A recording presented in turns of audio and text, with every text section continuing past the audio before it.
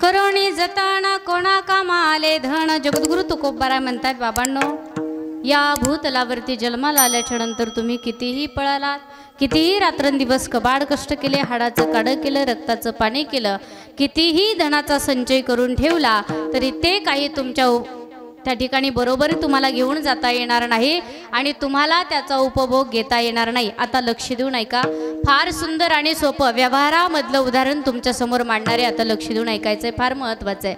धन कितीही आपण कमावलं तर काही संबंध नाही। दादा बाबा काका, जन्माला आल्याच्या नंतर तुम्ही खूप सारं धन कमवता, खूप सत्ता कमवली, खूप धन कमवलं का नाही दादा बाबा काका? कमवलं का हो? असं असं करा ना, जरा बोला माझ्याशी, बोलावं लागतं थोडंसं, असं असं करा। पाऊस पडेल का? गुबू गुबू गुबू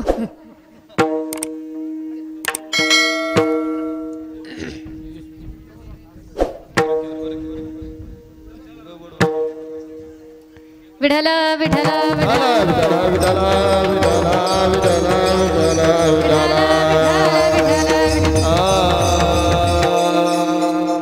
काही झालं ते लेकरं असतात महाराज, आणि लेकराला बोलणंही चुकीचं आहे। कारण लेकरं किती समोर बसले, आपण त्याला रागानं एखादा शब्द जरी बोललो तर आई वडिलांना एवढा राग येतो काय सांग।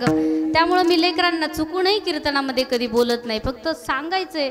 कारण लेकरं एवढी विचित्र आहेत। रामायण ऐकलंय तुम्ही सगळ्यांनी? रामाचं सैन्य काय म्हणतात त्याला पोरांनो? रामाचं सैन्य, वानर सेना, बरोबर आहे की नाही? माकडं, त्या वानराची त्या माकडाची उपमा लेकराला दिली जाते। एवढे विचित्र आहेत लेकरं, काय करतील, कुठे बोलतील, काही सांगताच येत नाही त्यांचं। माझे गुरुवर्य, त्यांची कथा मी जेव्हा शिकायला होते तेव्हा मुंबईला असायची, नेहमी असायची। 3-4 वर्ष सलग आम्ही मुंबईला कथा केली आणि मग कथेला मी सोबत जायची। तिथे गेल्याच्या नंतर एकदा कथेमध्ये दिदींनी प्रश्न विचारला, सांगा म्हणे राम प्रभू वनवासाला का गेले? मी लेकरं सांगते तुम्हाला, लक्ष देऊ नका बरं, फार लक्ष द्यायचंय। दिदींनी असा प्रश्न विचारला, राम प्रभू वनवासाला का गेले असा कथेमध्ये प्रश्न विचारला। उत्तर कदाचित काय असावं, बरीचशी लेकरं अशी समोर बसलेली होती, त्यातलं पटकन एक उठलं। दीदीला म्हटलं, दीदी मी सांगू का? दीदी म्हटल्या सांग बाळा। त्यानं सांगितलं, दीदी राम प्रभू वनवासाला का गेले त्याच्या पाठीमागचं कारण हेच असावं, राघवाला अयोध्या नगरीमध्ये कुण खोलीच दिली नसावी म्हणून ते वनवासाला गेले। कारण हे का, राहायला कुणी घर दिलं नसावं म्हणून ते वनवासाला गेले। म्हणजे काय करतील, काय कुठं बोलतील त्यांचं सांगताच येत नाही। पोरांनी प्रश्न विचारला, दीदी हत्ती जर फ्रीज मध्ये ठेवायचा ठरला तर कसा ठेवायचा? आता हा काय प्रश्न झाला का? हत्ती फ्रीज मध्ये बसतो का? हा बोला ना, बोला, हत्ती फ्रीज मध्ये बसतो का? दीदी म्हणाले हत्ती फ्रीज मध्ये बसूच शकत नाही। त्यांनी म्हणे नाही, ठेवायचा ठरला तर? दीदी म्हटल्या मला येत नाही, तुम्ही सांगा। त्यांनी सांगितलं सोपं आहे, दरवाजा उघडा ना आतमध्ये ठेवून द्या। आता एवढे अवघड प्रश्न, काय कुठं बोलतील काय सांगता येत नाही। लेकरं फार विचित्र आहेत आणि म्हणून अगदी थोडं शांतता राखा। विठ्ठल विठ्ठल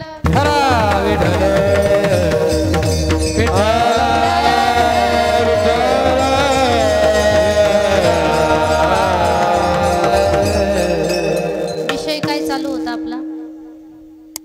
काय चालू आला आवाज खालून, कीर्तन म्हणतात। काय चालू होतं? कीर्तनच ना, बरोबर। हा ते बी म्हणाले बरोबर। तुम्हाला काय करायचं, कुठे चालू होतं? फक्त कीर्तन चालू आहे असं लक्ष देऊ नये का? करोणी जतन तुकोबाराय म्हणतायत, तुम्ही कितीही संचय करून ठेवलं, कितीही साठवून ठेवलं, त्याचा उपभोग तुम्हाला घेता येणार नाही। मी सांगत होते दादा, खूप कमवलं तुम्ही, कुणासाठी कमवलं बाबा? खूप धन कमवलं जीवनामध्ये आल्याच्या नंतर। आता फक्त वयस्कर मंडळी सांगा, तरुण पोरांनी बोलायचं नाही, कारण अजून तुमचं कमवण्याचं वय झालेलं। फक्त वयस्कर मंडळीनं खूप सारं कमवलं, कुणासाठी? तुमच्या कुणाच्या एखाद्याच्या सातबाऱ्याच्या यादीमध्ये घराच्या त्या याच्यावरती माझं नाव सापडेल का? कुणाच्या एखाद्याच्या सापडेल का? नाही ना सापडणार।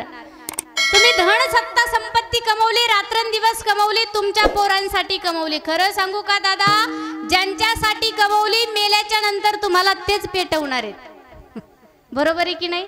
मेल्याच्या नंतर आपल्याला कोण पेटवतं? लेकरच। ज्यांच्यासाठी कमवलं तेच पेटवतायत, सोबत काही घेऊन जाता येत नाही, इथंच ठेवावं लागतं। अनेक साधू संतांनी सांगितलं, बाबांनो कितीही तुमच्याकडे असलं तरी त्याचा उपभोग तुम्हाला काही घेता येणार नाही। एका कवीनं फार गोड सांगितलं, ऐका पहा, माझ्या सोबत सगळ्यांनी गायचंय, हाताने टाळी वाजवायची।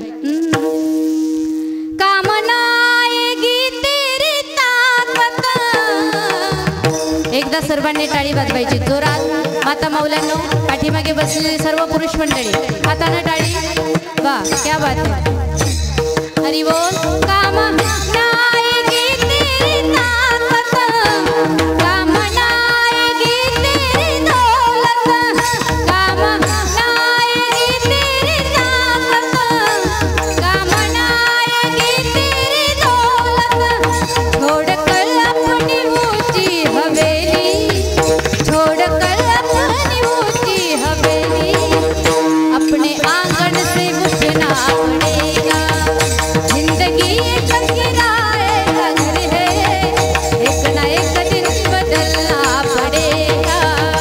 जिंदगी एक किराए का घर है, एक ना एक दिन बदलना पड़ेगा. क्या बात है. जिंदगी एक किराए का घर है, एक ना एक दिन बदलना पड़े. मौत जब तुझको, मौत जब तुझको आवाज देगी, घर से बाहर निकलना पड़ेगा. जिंदगी का किराए का घर है, एक ना एक दिन बदलना पड़ेगा.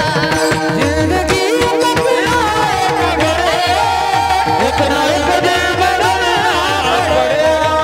जिंदगी एक किराए का घर है, एक ना एक दिन बदलना पड़ेगा.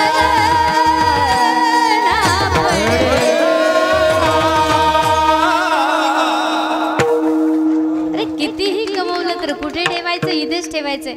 खरं सांगते दादा बाबा काका, 5 मजली बिल्डिंग तुमची असू द्या, मेल्याच्या नंतर कुठून उचलतात. छोड़कर अपनी ऊंची हवेली, अपने आंगण से उठना पडेगा. 5 मजली घर जरी आपलं असलं ना, तर अंगणामधूनच आपल्याला बाहेर पकडतात. मग कितीही कमवलं त्याचा उपभोग आपल्याला घेता येणार नाही. अजून थोडंसं सोपं करून सांगते ऐका. जीवनाला आल्याच्या नंतर खूप सारं कमवलं, हौस मौसही तेवढीच केली. 10 बोटामध्ये 10 सोन्याच्या अंगठ्या घातल्या, गळ्यामध्ये 10-10, 15-15 तोळ्याचे लॉकेट आपण गळ्यामध्ये घातले. दादा बाबा काका खरं सांगते, 10 बोटामध्ये 10 सोन्याच्या अंगठ्या घालू द्या, मेल्याच्या नंतर शेजारी पाजारी नाही, सखे सोयरे नाही, तर तुमचीच बायको तुमच्या अंगावर पडून रडत रडत बोटातल्या अंगठ्या काढते. आता बोलायच्या पुढे पटतंय की नाही तुम्हाला, खरंय की नाही. बांधोणिया देती यमाची हाती, भूषणे ही घेती काढोनिया. मेल्याच्या नंतर यमाच्या सोबत आपल्याला बांधून देतात.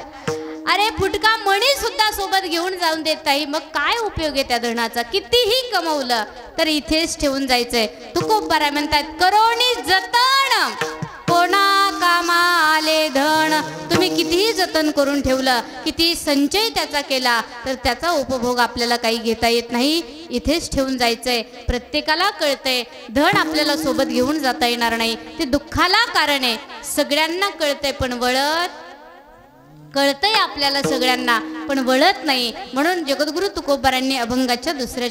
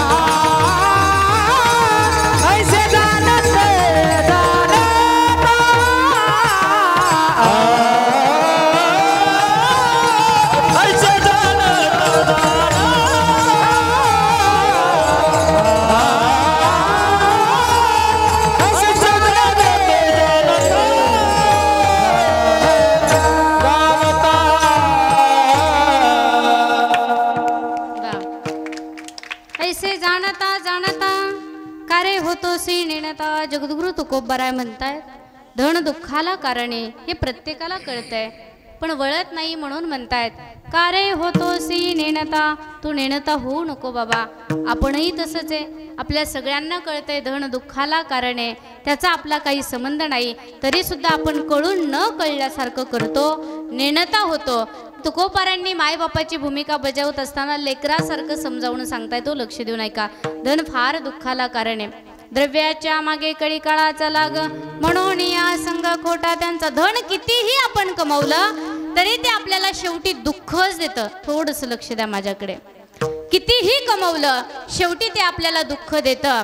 त्या धनाच्या आशेपायी माणसाचा जीव जातो पण धन काही माणसाला सुटत नाही. मी खरं सांगते तुम्हाला हे सगळ्यांना कळतंय आम्ही सांगायची सुद्धा गरज नाही पण वळतच नाही. आणि वळत जर असतं जर कळून आपण न कळल्यासारखं जर केलं नसतं तर एवढी धावपळ जीवनामध्ये कुणी केली नसते. रात्रंदिवस कबाड कष्ट कुणी केले नसते. आम्ही सुद्धा रात्रभर कीर्तनासाठी पळालो हे सुद्धा त्याच्यासाठीच चालू आहे महाराज. सगळ्या गोष्टी विठ्ठल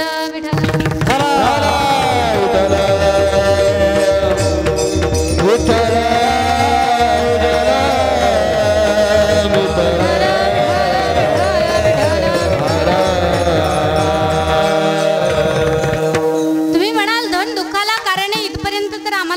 पण धन कमवायचं नाही का महाराज तसं सुद्धा म्हणत नाही. धन कमवा पण योग्य मार्गाने जोडून या धन उत्तम व्यवहारे उदास विचारे धन कमवा योग्य मार्गाने. सुभाषितकारांनी सुद्धा सांगितलं दादा तुम्ही जर धन योग्य मार्गाने कमवलं योग्य त्या मार्गाला लावलं तर ते चिरकाल टिकत असतं. वाईट मार्गाने आपण जर धन कमवलं फक्त 10 वर्ष टिकतंय 11व्या वर्षी त्याचा ऱ्हास व्हायला लागतोय. आणि म्हणून धन कमवत असताना योग्य मार्गाने कमवा. कारण माणसाकडे आजकाल जर धन नसेल ना बाबा प्रत्येक माणूस फक्त धन पाहतोय पैसा पाहतोय. आता तुम्ही सुद्धा कीर्तनकाराच्या काय पाहता कीर्तनकाराच्या गाड्या बरोबर आहे की नाही. कीर्तनकाराची गाडी किती मोठी हेच आपण पाहतो. कीर्तनकाराची गाडी पाहता दाढी पाहता बॉडी पाहता सगळं तुम्ही कीर्तनकाराचं मोठं आहे का ते पाहता बरोबर आहे की नाही. मला सांगायचंय तात्पर्य एवढंच आहे धन जर माणसाकडे नसेल तर त्या माणसाला कलियुगामध्ये मान पान प्रतिष्ठा या सर्व गोष्टी नाहीयेत.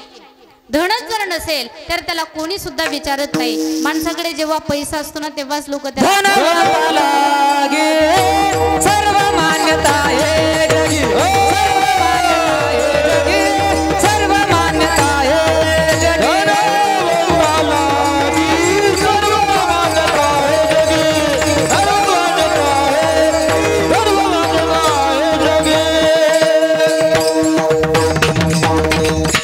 वा धनवंता लागे सर्व मान्यता हे जगे. पुढे पुढे म्हणतायत परशा परशु परशुराम पैसा तेरे 3 नाम. परशा परशु परशुराम पैसाच नसेल तर त्याला म्हणतात परशा जरा इकडे येतोस का. जरा मध्यम वर्गीय असेल त्याला म्हणतात परशु जरा इकडे येतो का. आणि अतिशय गर्द श्रीमंत असेल तर काय म्हणतात परशुरामजी जरा इकडे या ना तुमच्या पाऊलं आमच्या घराला लागू द्या. कलियुगाचं वार आहे. या सगळ्या गोष्टी कलियुगामध्ये चालतायत आणि म्हणून धन पाहिजे. तुकोबारा म्हणतात धन कमवा पण योग्य मार्गाने कमवा अन्यथा धनाचा तुमचा काही संबंध नाही. आणि म्हणून म्हणतात ऐसे जाणता जाणता का रे होतोसी नेणता. धन कमवा पण योग्य मार्गाने काही संबंध नाही त्या धनाचा. कळतंय आपल्याला पण वळत नाही. धनच आम्ही का कमवावं ऐका बरं लक्ष देऊन. का धन कमवू नये किंवा का परमार्थ आम्ही करावा तुकोबारा हे सांगतात अभंगामधून. देवाचं भजन करा चिंतन करा धनाचा आणि तुमचा काही संबंध नाही. का करावा आम्ही या गोष्टी. तुकोबारांना एका साधकानं प्रश्न विचारला म्हणे तुकोबारा का करायच्या त्या गोष्टी. कारण संसारामध्ये आम्हाला सर्व काही आहे सर्व गोष्टी संसारामध्ये आहेत आणि मग आम्ही का देवाचं भजन करावं का चिंतन करावं. खरं सांगू का जेव्हा आपला अंतिम काळ जवळ येतो किंवा संकट आपल्यावरती येतं तेव्हा आपल्याला घरचे बरोबर येत नाहीत किंवा घरचे त्या संकटातून बाहेर पाडत नाहीत. जवळचे नातेवाईक संकटातून बाहेर पाडत नाहीत. अंतिम काळ जेव्हा आपल्या जवळ येईल ना तेव्हा फक्त भगवान एकमेव असा आहे तो आपल्या अंतिम काळामध्ये आपली मदत करत असतो. आणि म्हणून त्या देवाला आर्त हाक द्यायची भगवान तुझ्याशिवाय आमच्या जवळचं दुसरं कोणीच नाही. देवाला सांगायचंय फक्त मी संकटामध्ये जेव्हा आहे ना जेव्हा आपण संकटात येतो तेव्हा देवाला अर्थ हाक द्यायची. 3 तीन बाण के धारी तीनों बाण चलाओ ना, मुश्किल है उदास तेरा तुम जल्दी आओ ना। तीन बाण के धारी तीनों बाण चलाओ ना, मुश्किल है उदास तेरा तुम जल्दी आओ ना। भगवान परमात्मा जेव्हा आपण संकटामध्ये असतो तेव्हा त्या देवाला आपलंसं करायचं, देवाला अर्थहाक द्यायची। संसारामधलं तुमचं कोणीच नाही, तुकोबाराय अभंगामध्ये सांगतायत, प्रिया पुत्र बंधू नाही तुझयाशी संबंध। अभंगाच्या तिसऱ्या चरणामध्ये असं सांगितलंय की त्यांचा आणि तुमचा काही संबंध नाही। खरं सांगू का, अभंग एवढा संसारामधला आहे, इतका सोपा आहे, अगदी त्याचा विस्तार करणं फार सोपं आहे, फार अवघड नाहीये। आणि म्हणून अभंग अगदी तुमच्या लक्षात येईल असा आहे। त्या अभंगामध्ये सांगितलं, तुम्ही संसारामध्ये ज्यांना आपलं समजता त्यांचा आणि तुमचा काही संबंध। तुम्ही म्हणता प्रिया म्हणजे पत्नी, थोडंसं लक्ष द्या। तुम्ही म्हणत असाल प्रिया म्हणजे पत्नी, पत्नीचा आमचा काही संबंध असेल, पत्नी आमचं भाग्य ठरेल। तुकोबारांनी सांगितलं खऱ्या अर्थानं पत्नीचा आणि तुमचा काही संबंध।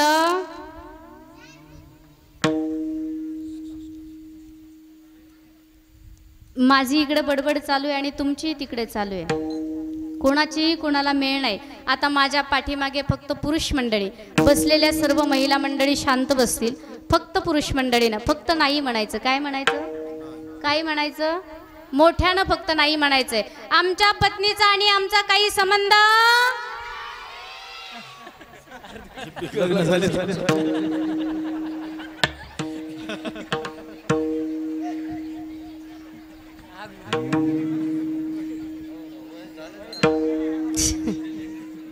पोरांनो लग्न झाली का रे तुमची? हा, लग्न झाली का? बर, पप्पाची झाली का? पप्पाची झाली म्हणूनच त्यांना माहिती आहे। बरं, घरात जे चालतं ते लेकरांना बरोबर माहिती होतं।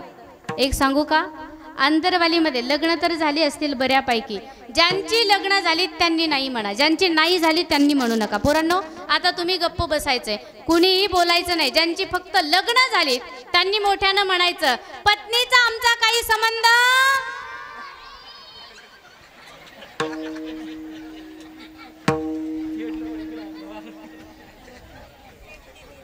तिकडे टोपीवाले बाबा मोठ्यानं हाय आहे आहे आहे असं म्हटलं, ते घाबरलेच, इथंच घाबरले। आता पुढे घरी गेल्यावर काय होणार आहे काय कोणास ठाऊक, बरोबर आहे की नाही?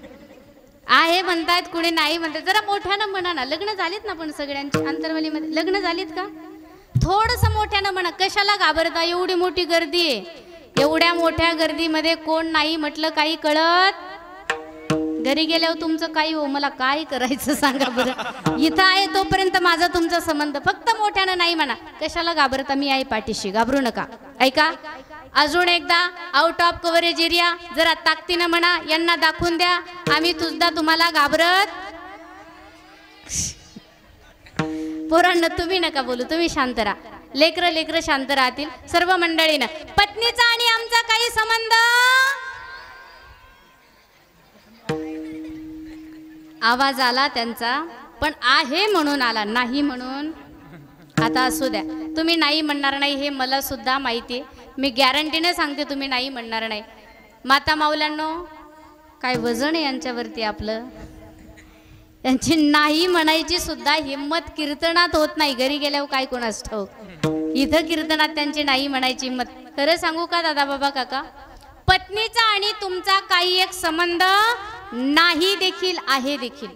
शास्त्रामध्ये तिचे 7 प्रकार सांगितलेत पहा, धर्मपत्नी, अर्थपत्नी, कामपत्नी, मोक्षपत्नी, सेवापत्नी, कर्कशा पत्नी। त्यातील तुमची कर्कश असेल त्याच्या एवढी फजिती त्याचीच आहे, कर्कशे संगती दुःख उदंड फजिती। पत्नी सेवा पत्नी असेल ती पत्नी आपलं भाग्य ठरेल। एक सांगू का माता माऊल्यांनो, पत्नी असावी सेवा करणारी, रामप्रभूची पत्नी जानकी माता, जानकी मातेसारखी। जानकी मातेचं 5 पतिव्रतामध्ये नाव अजर अमर झालं, म्हणतात ग्रंथामध्ये गीता, प्रेमामध्ये माता आणि पतिव्रतामध्ये सीता माता। 5 पतिव्रतामध्ये जानकीचं नाव अजर अमर झालं, त्यामध्ये 6वं आपलं सुद्धा नाव जातं, पण त्यासाठी पतीची सेवा करावी लागते। लक्षात येते ना तुमच्या? त्या पतिव्रताच्या लिस्ट मध्ये 6वा आपलं नाव जातं. गंगूबाई, सखूबाई, जनाबाई, बहिणाबाई, ठकूबाई आहे का कुणी? असं 6वं आपलं सुद्धा नाव जातं, पण त्यासाठी सेवा करावी लागते. तुम्ही म्हणाल कशी करायची सेवा? पण आमच्या पतीची सेवा करत असताना आमचे पतीच संध्याकाळी घरी येताना जर लेझिम खेळत घरी येत असतील तर आम्ही सेवा करावी का? माता मौल्यांना लक्ष द्या माझ्याकडे. लेझिम समजते ना तुम्हाला? लेझिम संध्याकाळी खेळता का आपल्या तिकडे लेझिम घरी येताना? खेळतात हां, लेझिम खेळतात. लेझिम खेळत जर आपले पती संध्याकाळी घरी येत असेल, तुम्ही म्हणाल त्यांची सेवा करावी का? मी खरं सांगते माता मौल्यांनो, जे लेझिम खेळत आहेत त्यांची सेवा करा असं मी तरी तुम्हाला सांगणार नाही बरं. जे आपल्या कुटुंबासाठी करतायत, जे देशासाठी करतायत, जे समाजासाठी करतायत, जे कल्याणासाठी काहीतरी धडपड करतायत, अशा पतीची नक्कीच सेवा केली पाहिजे. किती सेवा करायची? रात्रंदिवस कबाड कष्ट करणारा पती जर थकून बागून घरी आला तर तुम्ही लक्ष द्यायचंय माझ्याकडे. थकून बागून आपले पती घरी आले तर पटकन घरातल्या बाईनं उठावं, ग्लास भरून पाणी त्यांना द्यावा. पाणी दिल्याच्या नंतर कडक चहा बनवावा. पण आपलं नेमकं उलट असतं. पती थकून बागून घरी येतात, आल्याच्या नंतर म्हणतात का ग एक तांब्या भरून पाणी दे. तिने म्हणते घ्या तुम्ही, माझी आवडती मालिका चालू आहे, पाणी काही मी देणार नाही. मग त्यांनी पुढे म्हणायचे, ते लेकरू ते वायर घेते, केबल घेते, बाजूला बसायला. विठ्ठल विठ्ठल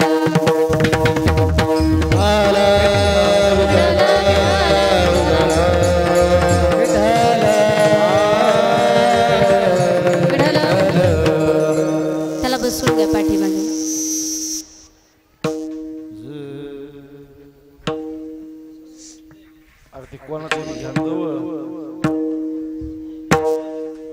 बापरे, ते खूप रगिले.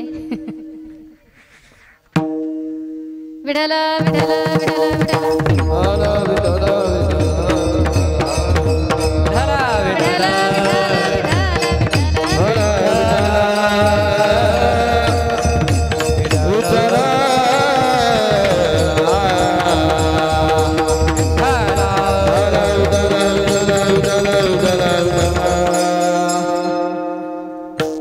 काय चालू होतं? हा, माझं कसं आहे माहिती आहे का तुम्हाला? ते म्हशीचं वगारू माहिती आहे का? काय म्हणतात आपल्याकडे त्याला? म्हशीचं हा, काय म्हणतात आपल्याकडे त्याला? वगारूच म्हणतात ना. हा, भाषेमध्ये बदल असतो म्हणून विचारावं लागतं. आता मी पण गेवराईमध्येच आहे, म्हणजे मी राहते पैठणला पण गाव गेवराईमध्ये आहे.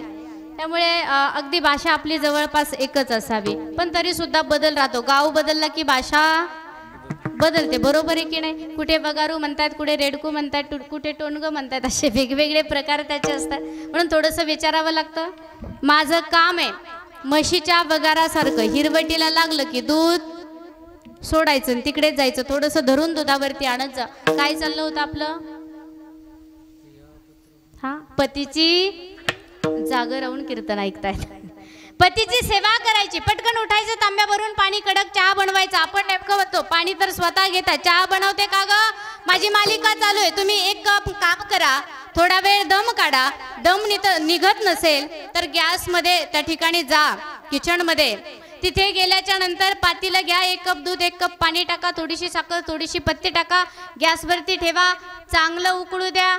1 कप तुम्ही घ्या, 1 कप मला द्या. बरोबर आहे की नाही? अशी सेवा करतो ना आपण. अशी नाही करायची, पटकन उठायचंय, तांब्या भरून पाणी, कडक चहा. दुसऱ्या टायमाला अगदी भगवान परमात्माचं चिंतन करत करत सुंदर असा स्वयंपाक करायचा आहे. देवाचं भजन करत करत जर आपण भजन करत स्वयंपाक केला तर तो पवित्र असतो. जो खातो त्याची बुद्धी पवित्र राहते. तुम्ही जर शेजारणीला शिव्या देऊन स्वयंपाक केला, जो कोणी ग्रहण करेल तो सुद्धा काय करणार आहे? शिव्याच देणारे. स्वयंपाक करत असताना देवाचं चिंतन करायचंय, मन मोकळेपणानं जीव घालायचंय आणि मन मोकळेपणानं जेवल्याच्या नंतर अंथरूण टाकून द्यायचं. झोपले स्वामी, घरासाठी, देशासाठी, समाजासाठी खूप कबाड कष्ट तुम्ही करता हो. खूप थकला असाल तुम्ही. जरा तुमचे पाय दाबून देऊ का? तुमचे हात दाबू का? तुमची पाठ दाबू का? स्वामी तुम्ही खूपच थकलात, जरा तुमचा गळा दाबू का? आमच्या अंतरवाली मधल्या मावशा गळा दाबणाऱ्या, बोला ना, गळा दाबणाऱ्या. मी तुमचं काहीच सांगत नाही, मी तिकडं सांगते, पैठणचं सांगते. तिकडं गेलं का तुमचंच सांगायचं, मग कोणाचं सांगावं? आता तुमचं काही सांगत नाही, पाठीमागच्या एवढ्या रागानं पाहतात 10-5 उठून यायच्या आणि माझाच गळा दाबायचा. काय सांगावं यांचं, फार विचित्र आहे. पण खरं सांगू का, वातावरण असं झालंय, असं मस्त झालंय, इतकं छान झालंय, असं वाटतं इथं माझा दशक्रिया विधी चालू आहे. विठ्ठल विठ्ठल विठ्ठल विठ्ठल विठ्ठल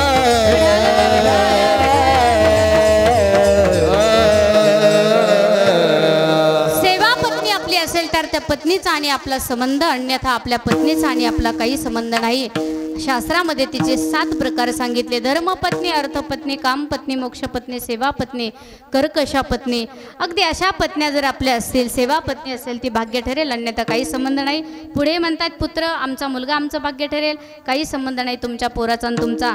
बरीचशी तरुण मंडळी कीर्तनाला आली आहे का, अगदी काळाची गरज आहे म्हणून 1-2-4 गोष्टी मी तुम्हाला सांगणार आहे, ऐका ना तरुणाई. मुलाचा आणि आपला काही संबंध नाही असं आपल्या आई वडिलांना म्हणण्याची वेळ तुम्ही येऊ देऊ नका. कारण मुलगा जर सात्विक कर्म करणारा असेल, अगदी चांगली कर्म करणारा असेल, मायबापाची सेवा करणारा असेल, साधू संतांची सेवा करणारा असेल, तर खऱ्या अर्थानं त्या पोराचा आणि आपला संबंध आहे. अन्यथा मुलगा जर वाईट कर्म करणारा असेल, दारू पीत असेल, जुगार खेळत असेल, व्यसन करत असेल, असा जर मुलगा आपला असेल तर त्या पोराचा आणि आपला काही संबंध. मुलगा सात्विक कर्म करणारा असू द्या. मुलगा असावा महाराष्ट्राचे राजे छत्रपती शिवाजी महाराजांसारखा, तो मुलगा आपलं भाग्य ठरेल खऱ्या अर्थानं. मुलगा असावा भुवनेश्वरी पुत्र स्वामी विवेकानंदासारखा, तो मुलगा आपलं भाग्य ठरेल. मुलगा असावा प्रभू रामचंद्रासारखा, असा जर मुलगा आपला असेल, आदर्श पुत्र प्रभू रामचंद्र, तो मुलगा आपला भाग्य ठरेल. दुर्योधनाच्या वृत्तीचा आणि दुःशासनाच्या प्रवृत्तीचा मुलगा आपलं भाग्य ठरणार नाही. आणि म्हणून सांगायचंय, मुलगा सात्विक कर्म करणारा असू द्या, छत्रपती शिवाजी महाराजांचा सारखा असू द्या. अरे आता कोटीनं एकत्र आले, पूर्वी फक्त मुठभरच होते, पण मुठभर मावळ्यांच्या सोबत छत्रपती शिवाजी महाराजांनी स्वराज्य स्थापित केलं. ऐका, मुठभर मावळे घेऊन लढला तो दुश्मनाला भिडला. आवाज द्या थोडंसं सगळ्यांनी लक्ष द्यायचंय माझ्याकडे. छत्रपती शिवाजी महाराजांनी मुठभर मावळ्यासोबत स्वराज्य स्थापित केलं, भगवा ध्वज फडकवला. आपण हिंदू म्हणून ओळखल्या जातोय तो फक्त छत्रपती शिवाजी महाराजांच्यामुळे. मुठभर मावळे घेऊन लढला तो दुश्मनाला भिडला. अफजल खान काय त्यानं सिंहालाच फळला. अफजल खान काय फडला. करीतो बंधन मी कुल दैवतेला, वीर शोभा संभाजी राजाला. करीतो बंधन मी कुल दैवतेला, वीर शोभा संभाजी राजाला. करीतो बंधन मी कुल दैवताला, वीर शोभा संभाजी राजाला.